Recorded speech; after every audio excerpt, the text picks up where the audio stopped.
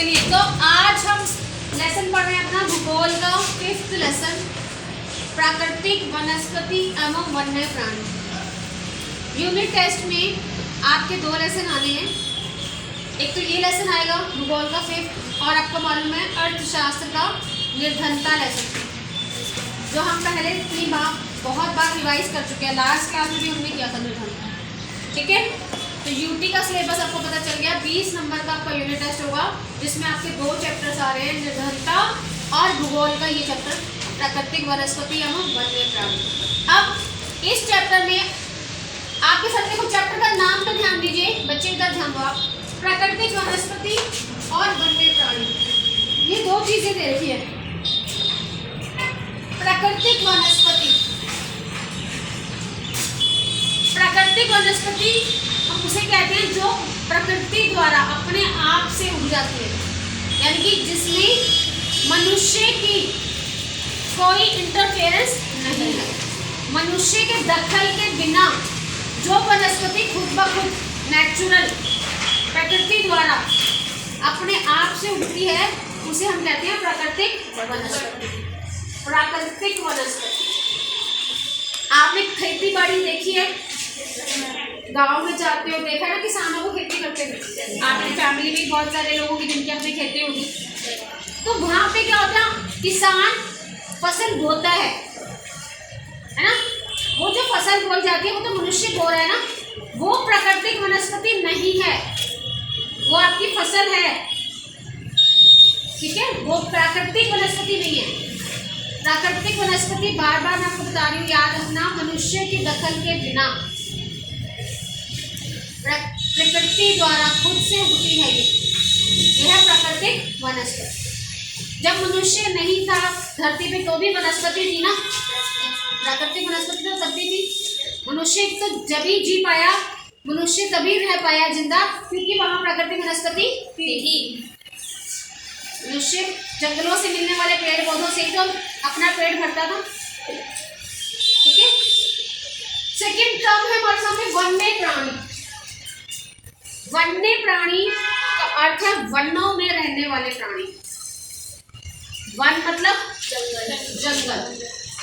One का मतलब क्या है, जंगल, जंगल। तो जो प्राणी क्या होते हैं, जीव जंतु, इसमें सभी आते हैं। पशु भी आएंगे, पक्षी भी आएंगे, कीड़े मकोड़े भी आएंगे, जिनमें भी जीवन है, जो भी जीव जंतु हैं, वो सभी प्राणी हैं। और वनों में रहने वाले प्राणी को होते हैं वन्य प्राणी। पालतू पशु अलग होते हैं ना।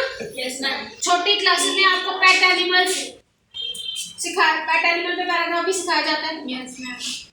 पेट एनिमल्स को लोग कहते हैं पालतू पशु, जो हम घरों में पालते हैं। लेकिन वन्य प्राणी वो है जो वनों में रहते हैं।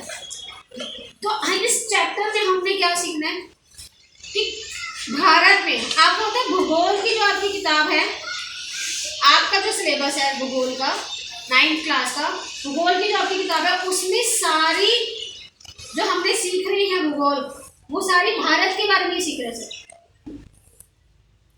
पहला लेसन ही आपका भारत का आकार और स्थिति है। इस किताब का पहला लेसन भारत का आकार और स्थिति है। सेकंड लेसन भारत के विभिन्न भौतिक स्वरूप है। तीसरा लेसन अपवाह है, यानी कि भारत में कौन सी नदियाँ झीलें हैं, ये सीखा।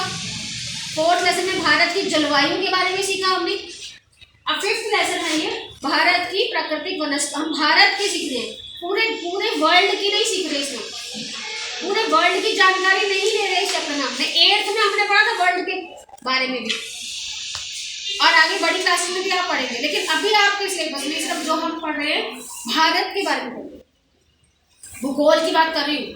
जब आप इतिहास पढ़ रहे हैं तो आपने रूस के बारे में भी पढ़ा, आपने फ्रांस के बारे में भी पढ़ा, हिटलर के बारे में भी पढ़ा, है ना।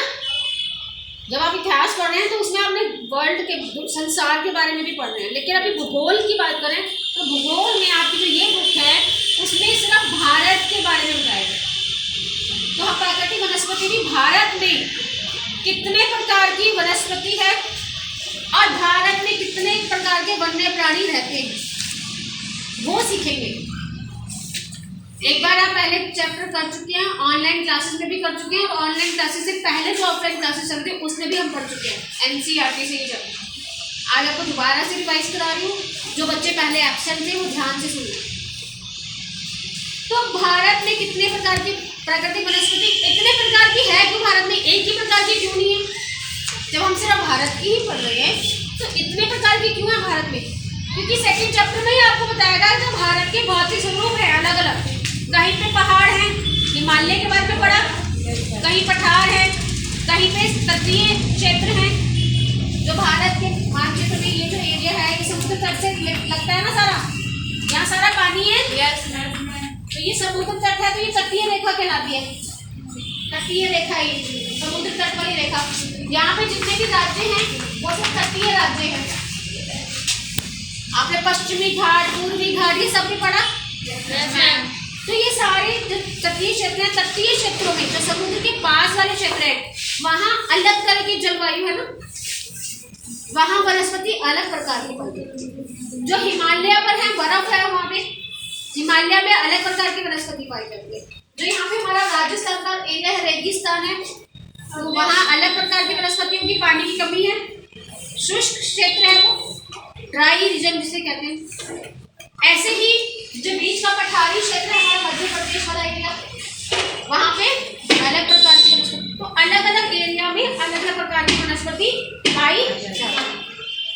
और ये सब आपको पता है जलवायु अलग अलग क्यों है, उसके भी हमने तत्व पढ़े थे। जलवायु किन किन कारकों पर निर्भर करती है, कौन कौन कारक है? ऊंचाई और दाब, वायु दाब कितना, ऊंचाई कितनी है, तट समुद्र तट से दूरी कितनी है, ये सब चीजें निर्भर करती हैं, जिसकी वजह से वहाँ की जलवायु अलग अलग होती है। अब जलवायु अलग है तो वनस्पति भी अलग होगी, और वन्य प्राणी भी अलग अलग तरह के हैं। कुछ वन्य प्राणी बर्फ में जिंदा रह सकते हैं, सभी तो नहीं रह सकते। पोलर बियर आपने देखा बर्फ में रहता है ना, लेकिन रेगिस्तान में क्या रहता है? ऊंट। रेगिस्तान में ऊंट अच्छे से सर्वाइव कर सकते हैं। अब ऊंट को आप बर्फ वाले स्थान में भेज दो तो सर्वाइव नहीं कर पाएगा। तो अलग अलग क्षेत्र के हिसाब से ही हमारे पास वन्य प्राणी भी अलग अलग रहते हैं। तो आपने इस चैप्टर में यही याद रखना है कि कितने प्रकार की प्राकृतिक वनस्पति पाई जाती है और कितने प्रकार के वन्य प्राणी पाए जाते हैं।